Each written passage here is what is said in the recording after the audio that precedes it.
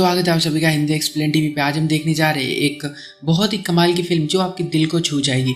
Film की शुरुआत 2021 में होती है और हम देखते हैं एक स्विमिंग कोच जैंग को। इनको आज एक लेटर मिला है जो कि इनकी एक्स गर्लफ्रेंड योनसी का होता है। अब हम यहीं से पास्ट में जाते हैं और टाइम आ जाता है 2006 का, जब ये दोनों 17 साल के हुआ करते थे। जैंग को एक दिन स्कूल के बुलीज बहुत मार रहे थे रोड पर। वहीं से एक लड़की गुजरती है, ये एनसी थी जो कि अभी ट्रांसफर होकर इस स्कूल में न्यू आई है। जैंग इसको देखकर सब कुछ भूल जाता है 2 मिनट के लिए कि उसकी पिटाई हो रही है। पिटाई खाने के बाद इसको पनिशमेंट भी दी जाती है टीचर के रूम में। यहीं पर एनसी भी आती है टीचर से मिलने के लिए और बस जैंग एनसी को देखता है और उससे बातें करने की कोशिश करता है और टाइम ऐसे ही बीतने लग जाता है। एनसी धीरे धीरे स्कूल में सबसे पॉपुलर लड़की बन जाती है क्योंकि बहुत ज़्यादा सुंदर होती है। अभी जहाँ भी जाती है लड़के इसके पीछे पीछे घूमते हैं, फोटोज लेते हैं इसकी। जैंग बहुत ज़्यादा खुश होता है क्योंकि एनसी इसी की क्लास में होती है।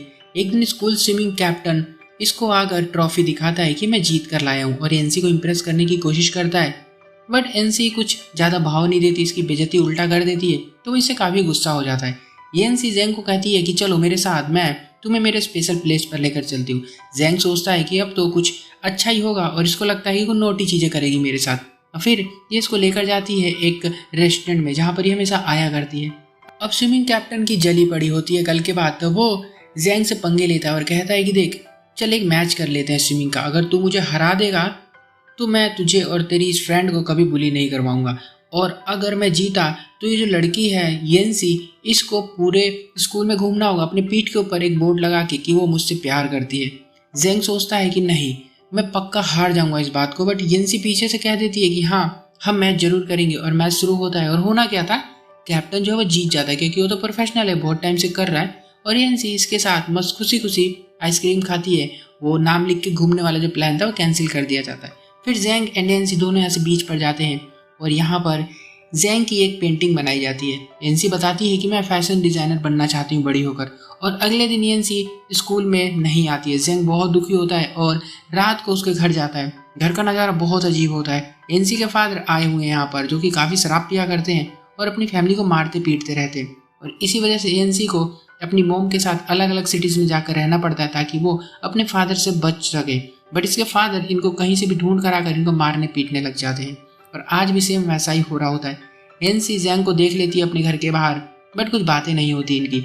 जैंग जब घर पे आ जाता है अपने, तो एनसी उसको रात को कॉल करके अपनी फैमिली कंडीशन के बारे में बताती है जो कि काफ़ी बुरी होती है और कहती है कि शायद ये हमारी आखिरी बार बात हो रही है, और कॉल कट कर देती है। जैंग को काफ़ी फिक्र होने लगती है कि क्या हो गया और भागता हुआ उसके घर जाता है, बट येंसी इसको नहीं मिलती है क्योंकि वो अपनी मॉम के साथ ऑलरेडी बस में बैठकर सिटी को छोड़कर जा चुकी होती है। और फिर ऐसे ही टाइम बीतता है और 3 साल बीत जाते हैं। टाइम 2009 का आ जाता है। जैंग का स्कूल अब कंप्लीट हो गया और वो एक इंटरनेट कैफ़े में काम करके थोड़े बहुत पैसे कमाया करता है। और 3 साल बीतने के बाद भी इसका ध्यान येंसी में ही लगा रहता है क्योंकि लड़के तो ऐसे ही होते हैं यार। और एक दिन इसका फ्रेंड इससे मिलने आता है जिसका यूनिवर्सिटी में एडमिशन हुआ है अभी भी। और एग्ज़ाम देने जब ये गया था तो वहीं की इसको फ़ोटो दिखा रहा होता है। जैंग की नज़र फ़ोटो में जाती है और वहीं पर इसको येंसी बैठी हुई नज़र आ जाती है। इसको देखकर ये पागल हो जाता है और घर पे आकर अपने मॉम डैड से कहता है कि मैं इस वाली यूनिवर्सिटी में जाऊंगा एडमिशन करवा के, और फिर पढ़ाई करने लग जाता है। मासूम माता पिता को लगता है कि हमारे बेटे ने अपनी लाइफ का जो गोल है उसको ढूंढ निकाला है। बट छोड़ो, बहुत पढ़ाई करता है। सब कुछ क्लियर करने के बाद यूनिवर्सिटी में इसका एडमिशन भी हो जाता है और इसको येंसी एक दिन दिख भी जाती है। दोनों की बातें होती हैं, पर एनसी का अब एक बॉयफ्रेंड भी बन चुका होता है जिसका नाम चेन चेन होता है। वो यूनिवर्सिटी की सॉकर टीम का स्टार होता है, मतलब कैप्टन कह सकते हैं उसको। और एनसी यूनिवर्सिटी की जो चेयर लीडर की टीम होती है उसमें होती है। तो अब जैंग उसके क्लोज जाना चाहता है, तो इसलिए ये भी चेयर गर्ल्स की टीम को ज्वाइन कर लेता है। मैंने बोला था ना, लड़के ऐसे ही होते हैं यार। मतलब दुनिया इसको चिढ़ा रही है कि भाई तू लड़कियों के साथ क्या कर रहा है, पर इसको कोई फ़र्क नहीं पड़ रहा क्योंकि इसको एनसी के साथ रहना खाली बस। एक दिन दोनों रोड पर जा रहे होते हैं, तभी एक आदमी को एक औरत से पर्स छीनते हुए देख लेते हैं। तो एनसी लेडीज़ की हेल्प करती है, उस आदमी को मार के भगा देते हैं। और अगले दिन एनसी और जैंग दोनों अरेस्ट हो जाते हैं क्योंकि वो जो लेडी थी वो एक्चुअल में चोर नहीं थी और इन दोनों ने चोर की मदद की, तो दोनों जेल में बैठे होते हैं। एनसी बताती है कि यहाँ वहाँ मूव करने की वजह से मेरा कोई बेस्ट फ्रेंड नहीं बन पाया है, क्या तुम बनोगे? और जैंग तो इससे प्यार करता है, भाई वो क्यों ही मना करेगा, वहाँ कर देता है। और एनसी के बर्थडे वाले दिन जैंग इसको कॉल करता है और इसको पक्की उम्मीद होती है कि वो कुछ रिप्लाई नहीं करेगी क्योंकि वो अपने बॉयफ्रेंड के साथ बिजी होगी। और ऐसा होता भी है, वो रिप्लाई नहीं देती है, बट बाद में कॉल करके बताती है कि मैं बीमार हूँ और घर पर ही हूँ। मेरा बॉयफ्रेंड मेरे लिए फायरवर्क्स करने वाला था बट सारा प्लान कैंसिल हो गया। तो जेंग ये सुन के जल्दी से बहुत सारे पटाखों का इंतजाम करता है और बिल्डिंग के बाहर छोड़ता है, जिसकी वजह से मतलब फायरवर्क्स वहाँ पे होता है और सारे इसको देखते काफ़ी खुश होते हैं। और एक दिन एनसी का बॉयफ्रेंड चेन चेन एक लड़की को लाइब्रेरी में दबोच रहा होता है और झूठे कस्में वादे कर रहा होता है कि मेरी जानेमन इस होली में तुम्हें तो जन्नत की सैर करवाऊंगा मैं, ऐसा कुछ करके। तो जेंग ये सब सुन लेता है और समझ जाता है कि चेन चेन एक्चुअल में चीटर है जो कि एनसी को चीट कर रहा है। और अगले दिन यूनिवर्सिटी में फुटबॉल का मैच हो रहा होता है। चेन चेन बहुत बुरा खेल रहा होता है आज, क्योंकि एनसी ने इसको कहा था कि तुम अगर अच्छा खेलोगे तो मैं तुम्हारे साथ हॉलीडे मनाने चलूंगी। पर ये गंदा इसलिए खेल रहा था कि इसको इसके साथ ना जाना पड़े और ये उस लाइब्रेरी वाली लड़की को जन्नत दिखाने लेकर जा सके। जेंग एनसी को समझाता है कि वो एक चीटर है, बट वो प्यार में अंधी है तो कहाँ किसी की मानेगी। तो जेंग कोच से कहता है कि मुझे खेलने का मौका दो। गोल इसको मौका देते भी हैं और ये गोल करके जिता देता है टीम को। फिर चेन चेन को मारने पीटने लग जाता है और इसके बाद एनसी इससे दोस्ती खत्म कर देती है और फिर इनकी बातें बंद हो जाती है। और 2009 से ऐसी टाइम बीतते बीतते 2015 का आ जाता है। उस दिन के बाद ये लोग कभी नहीं मिले। जेंग अब एक अमीर लड़की के साथ रिलेशनशिप में आ गया होता है और अब स्विमर भी बन गया है जो कि काफ़ी अच्छी स्विमिंग करता है और इसका सपना है कि ये नेशनल के लिए खेले और ओलंपिक में जाए। और अगले ही सीन में बाहर इनको हम एक साथ फिर से देख सकते हैं, क्योंकि जब ये बाहर आया था तो यहाँ पर येंसी एक लड़के के साथ रोड पर घूम रही थी। जेंग इसको पकड़ता है और बातें करता है। ये बताती है कि मैं अब मॉडलिंग का काम करती हूँ, छोटे छोटे एडवर्टाइजमेंट कर लिया करती हूँ। और अगले दिन ये शूटिंग पर जाती है और जेंग को कहती है तुम मुझे छोड़ दो वहाँ पर। और फिर ये जब यहाँ पर एक्टिंग कर रही होती है तो बिल्कुल अच्छा नहीं करती, तो इसको रिप्लेस कर दिया जाता है, जिसकी वजह से इसका मूड खराब हो जाता है। और इसका मूड को अच्छा करने के लिए जेंग इसको सी साइड लेकर जाता है। दोनों अपने स्कूल के दिनों की बातें करते हैं। माहौल काफ़ी अजीब सा हो जाता है यहाँ पर और इन दोनों के बीच किस होते होते रह जाती है, मतलब हो नहीं पाती है, तो माहौल काफ़ी ऑकवर्ड हो जाता है। तो दोनों यहाँ से घर चले जाते हैं और फिर से इनका मिलना जुलना बातें करना सब कुछ बंद हो जाता है।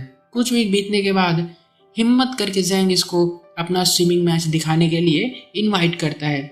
और जब मैच का दिन आता है तो बहुत तेज आंधी तूफान और बारिश आ गई होती है सिटी के अंदर उस दिन। एनसी ट्रैफिक में फंस जाती है। बाहर की जो हालत है वो बहुत खतरनाक है और जेंग का ध्यान मैच पर नहीं होता, क्योंकि वो सारा ध्यान एनसी पर लगाकर बैठा हुआ है। ये बंदा यार मतलब मैच को छोड़कर एनसी को ढूंढने के लिए बाहर भाग जाता है। मैंने बताया था ना, लड़के ऐसे ही होते हैं। एनसी मिलती है इसको रोड पर, वो काफ़ी मतलब ठीक है, सेफ है, दोनों हक करते हैं। मौका अच्छा था, बारिश भी हो रही थी, काफ़ी रोमांटिक माहौल था। तो ये कहता है कि तुम मेरी गर्लफ्रेंड बनोगी, मैं हमेशा तुम्हें खुश रखूंगा, तुम्हारे साथ रहूंगा और तुम्हारी साइड भी लूंगा। एनसी कुछ कहती नहीं है और बोलती है कि जाओ यार जाकर अपना मैच खेलो, और यहाँ से जाने लगती है। तभी ऊपर से एक बोर्ड गिरता है और इसको बचाने के लिए जेंग इस पर कूद जाता है, जिस वजह से जेंग का जो कंधा था, शोल्डर, उसमें काफ़ी चोट आती है, वो घायल हो जाता है।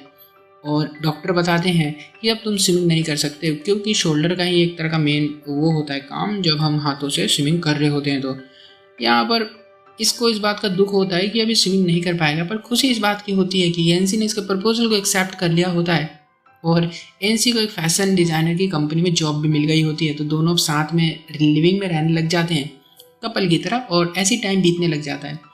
एनसी जो है वो अपना काम करती है दिन भर और जो जेंग है उसका हाथ तो घायल है, तो उसको स्विमिंग तो करनी नहीं है और ना ही इसको कोई नौकरी दे रहा होता है। और ऐसे देखते देखते 2 साल बीत जाते हैं और टाइम आ जाता है 2017 का। जेंग को अभी तक प्रॉब्लम हो रही है हाथों में और डॉक्टर फाइनल कर देते हैं चेकअप के बाद कि तुम स्विमिंग अब कभी नहीं कर सकते हो। तो अब ये सब कुछ छोड़कर, क्योंकि अच्छी नौकरी तो कहीं मिल नहीं रही होती है इसको, तो इसलिए ये पेपर बांटने का काम शुरू कर देता है बाहर, जो टेम्पलेट्स होते हैं जिनसे ये थोड़े बहुत पैसे कमा सके। एनसी इसको लेकर एक दिन एक्सपेंसिव से मॉल में जाती है और कहती है कि तुम ये शर्ट ले लो। कहता है कि तो काफ़ी महंगी है, पर एनसी इसको ज़बरदस्ती चेंजिंग रूम में भेज देती है एक शर्ट के साथ। और जब इस शर्ट को देखता है तो इसके पीछे जेंग की फ़ोटो बनी होती है और ये वही शर्ट है, यानी कि वही फ़ोटो है जो कि इन लोगों ने बीच पर बनाई थी जब ये लोग स्कूल में पढ़ा करते थे, आपको याद होगा एक बार। और ये जो इसका चेहरा है जिसमें ये बलून सा फुला रहा है कुछ, ये काफ़ी पॉपुलर डिज़ाइन बन चुका है आज की डेट में, जो कि एक्चुअल में एनसी नहीं बनाया है। अब यहाँ पर ये बताती है इसको कि मेरे को एक कंपनी बुला रही है 2 साल की स्टडी करने के लिए और उसके बाद मेरा फ्यूचर जो बहुत अच्छा हो जाएगा। जेंग इसको कहता है कि अच्छा मौका है, तुम्हें अपने करियर पे ध्यान देना चाहिए, तुम जाओ कर लो। और एक दिन अचानक एनसी के फादर की डेथ हो जाती है, जिसकी वजह से फ्यूनरल होता है और फ्यूनरल में सारे यहाँ पर आए होते हैं। यहाँ जेंग के फ्रेंड भी आए हुए हैं और अपने फ्रेंड से बातें कर रहा होता है। और जब हम फ्रेंड से मिलते हैं तो अपने मन की सारी भड़ास निकाल देते हैं, तो ये भी कुछ ऐसा ही कर रहा होता है। यहाँ पर ये कहता है कि यार मैंने बहुत सालों से बहुत सारी नौकरी ट्राई की, बट कोई भी मुझे काम नहीं दे रहा है। लाइफ बहुत ही ज़्यादा बुरी हो गई है। अगर मैं स्कूल में एनसी से नहीं मिला होता तो मेरा कंधा अभी तक ठीक होता और मैं स्विमिंग में अच्छा करके अपना करियर बना सकता था। एनसी सारी चीज़ें सुन लेती है और कहती है कि मुझसे मिलके तुम पछता रहे हो। जेंग इससे माफ़ी मांगता है, कहता है कि मैंने उस वे में नहीं बोला था। एनसी इसे कहती है कि तुम मेरे फादर जैसे हो बिल्कुल, चाहे कुछ भी हो गलत इल्ज़ाम वो मेरे ऊपर लगाते थे और तुम भी ऐसा ही कर रहे हो, और रोते हुए यहाँ से चली जाती है। जेंग इससे मिलने की कोशिश करता है, बात करने की, बट कोई फ़ायदा नहीं होता है। और एक दिन पता चलता है कि एनसी इसको छोड़कर हमेशा के लिए जा रही होती है, और वो जाते हुए इसको एक लेटर देकर जाती है, बताती है कि जब हम साथ में थे तो हमने बहुत सारा टाइम वेस्ट कर दिया। इस स्टोरी जो प्रेजेंट में आ जाती है, यानी कि 2021 में, और जब से ये दोनों कभी नहीं मिले हैं। जेंग अब स्विमिंग का कोच है जैसा कि हमने देखा था, और ये जब ऑफिस में आता है तो इसको एक एनसी का लेटर मिला था। इसके अंदर इनविटेशन है वेडिंग का। ये नहीं जाना चाहता अपनी एक्स की शादी में, पर इसे बाद में पछतावा ना हो इसलिए ये चाहता है। दोनों मिलते हैं। जेंग बहुत लकी मानता है अपने आप को कि एक टाइम पर ये दोनों साथ में रहा करते थे और एक टाइम पर ये रिलेशन में भी थे। पर जेंग को उस बात का बहुत पछतावा है कि उसने उस रात यानी फ्यूनरल वाले दिन ये बोल दिया था कि मुझे अगर ये नहीं मिली होती तो आज में ये होता वो होता। तो काफ़ी दुख कर रहा होता है इस बात के लिए। और एंड में हम दोनों को हैंडशेक करके गुड बाय कहते हुए देखते हैं दूसरे को, और इस लड़की को ये गुड बाय कह रहा है यार, कि जिसको इसने 15 साल प्यार किया है, 15 साल। और जेंग यहाँ से चला जाता है। जाते हुए हम उसकी शर्ट को देखते हैं, पीछे से वही डिज़ाइन बना है, वही शर्ट है जो कि येंसी ने इसको एक बार मॉल में 5 साल पहले खरीद कर दी थी। फिल्म जो यहाँ पर ख़त्म हो जाती है। आपको क्या लगता है इन दोनों कैरेक्टर्स और इनकी लाइफ के बारे में? मतलब यार दोनों साथ में रहे कम से कम 15 साल, भले ही 2-2 3-3 साल का गैप था, बट फिर भी 15 साल थे अगर देखा जाए तो मतलब किसकी गलती थी, कहाँ इन लोगों ने गलती की कि एक दूसरे के साथ नहीं रह पाए? अगर आपको कुछ लगता है तो कमेंट करके मुझे जरूर बताना, मैं पढ़ता हूँ सारे कमेंट्स को। ओके, फिल्म अगर अच्छी लगी तो वीडियो को लाइक कर दो, चैनल को भी सब्सक्राइब कर दो, और भी ऐसे ऐसे वीडियोस के मिलता हूँ। तब तक के लिए बाय।